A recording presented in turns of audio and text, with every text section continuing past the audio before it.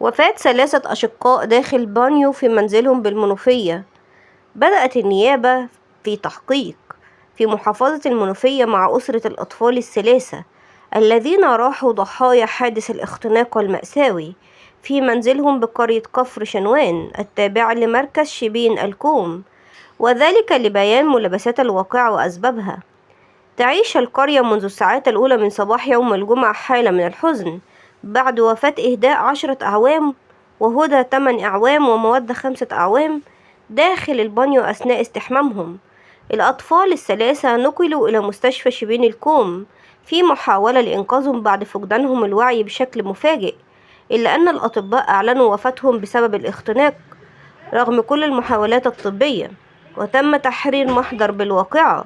وتواصل النيابة العامة إجراءاتها لسماع أقوال ذوي الضحايا ومعاينة موقع الحادث للتأكد من ظروف وملابسات الواقعة. إنا لله وإنا إليه راجعون.